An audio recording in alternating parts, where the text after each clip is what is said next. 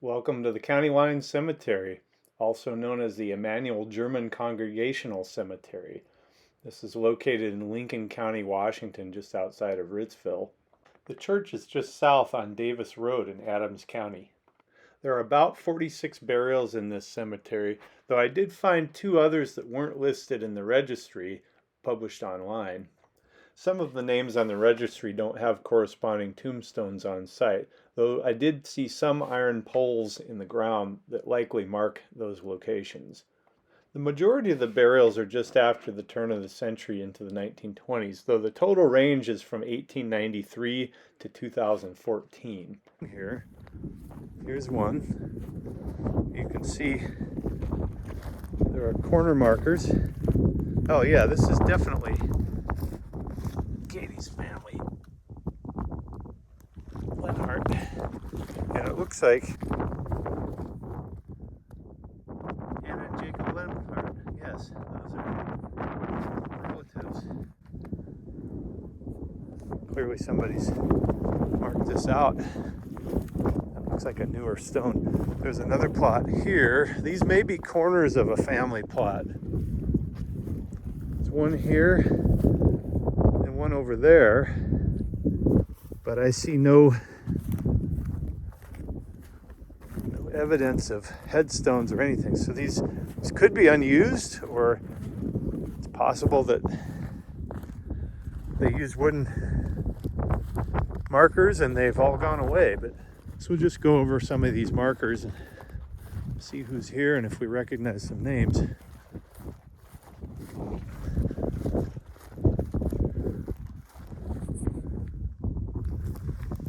Schossler, proper German name.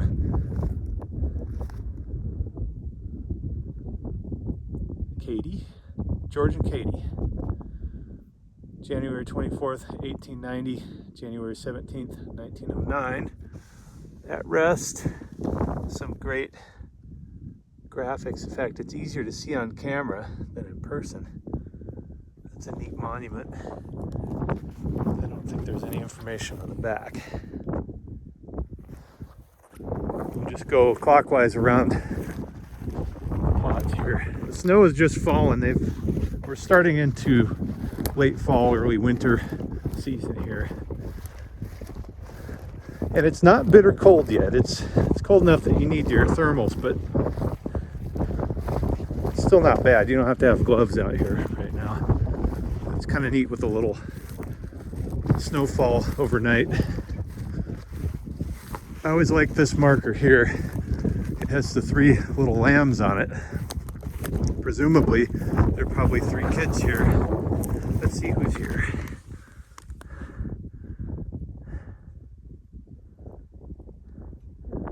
(1900 to 1909, 1904, 1904. Looks like January to April, so he wasn't very old. Lorenz and Harold. Children of C.J. and K. Schmidt. It's a hard life out here. In the early 1900s, they didn't have the same medicine or health care, and farm life was tough. If you didn't save up food and wood to heat the house, you could freeze or starve to death easily. It was more of a survival situation for some of these families. So their three little kids are here under the ground. This one's unmarked. Somebody probably knows what it is because they put that in the ground, but there's no name. I don't see any information on the footstone or anything. So there may be a record somewhere. Here's a Kramer family. Lots of Kramers.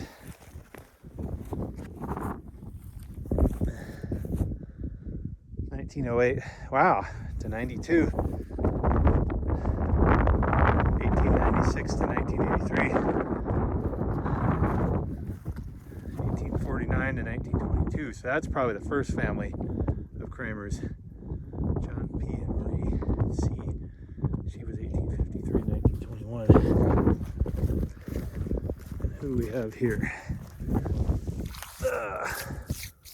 1894.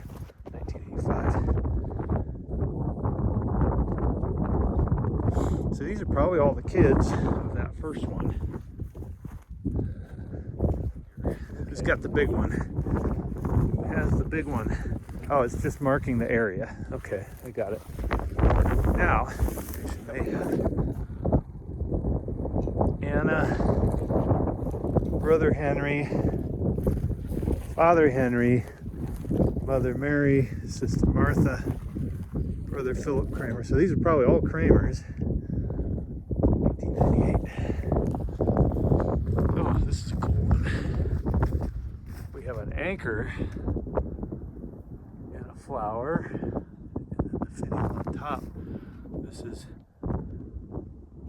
Magdalena, wife of Alan Weber, 1869, 1905. Some great detail carved on here.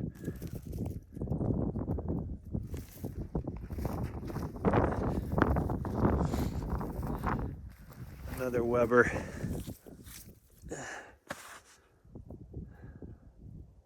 1904 to 1977. And another Weber. Gets the red granite. And that's it for this section. We have, oh, here's more Weber family here.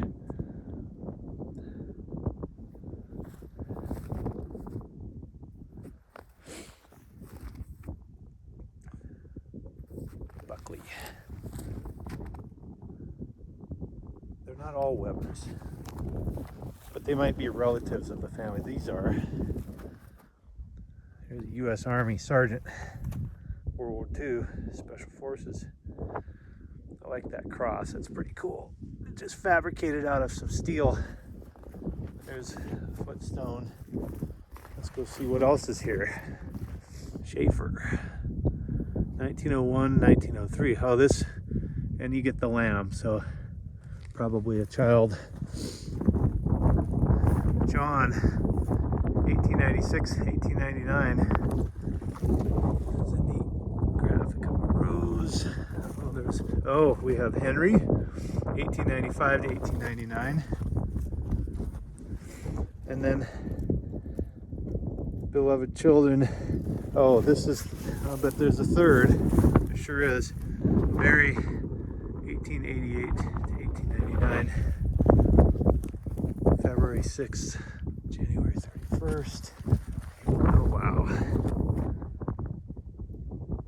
February 13th. No cause of death was listed in the obituary, but it's hard to imagine the loss of 3 children over such a short amount of time.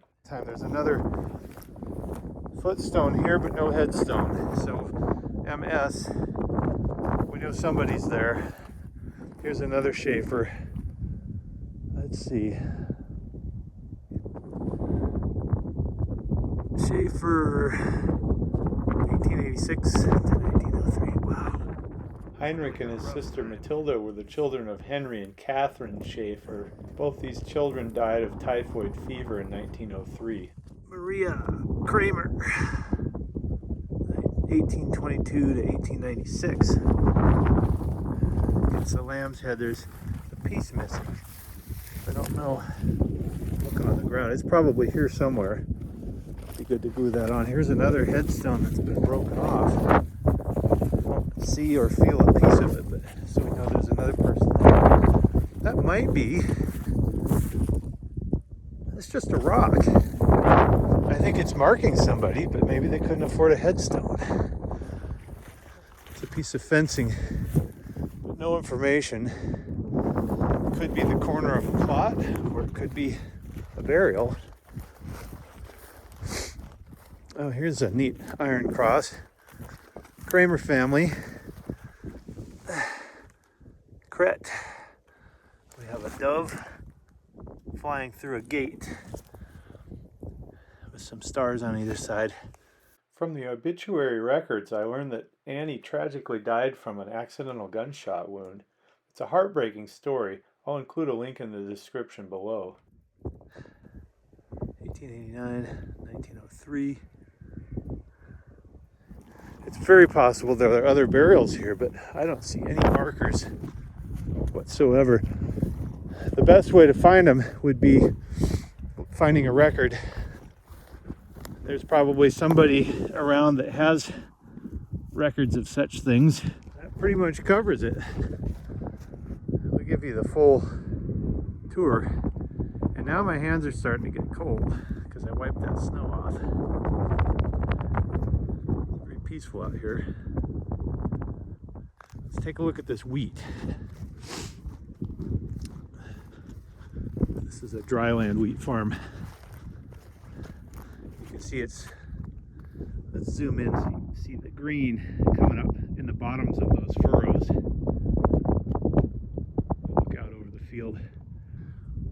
The goal is to get that wheat out of the ground and get a head start for spring, but not so tall that it gets exposed over the top of the snow that covers it.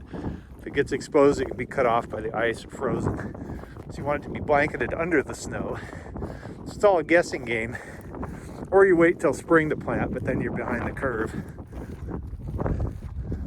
That's about the extent of my farming knowledge because I'm not a wheat farmer. Directly. Okay, let's close this up. Should not be left open. Okay. And that is the tour of the County Line Cemetery. Homestead owned by Otto Amon, who is the relative of Katie's family, eldest son from great-great-grandma. We have the power of editing. Live So, with Katie. no. On the farmstead. This building has a new foundation under it, but I don't think there's much going on inside. It looks like it's been boarded up. But more than likely, this would have been where all the local services were held, and probably the funeral services for the people who were buried in that cemetery back there. You can imagine this being surrounded by a horse and buggy, and probably some people just walk if they were nearby. But transportation was not nearly as easy back then, so you had to find a way.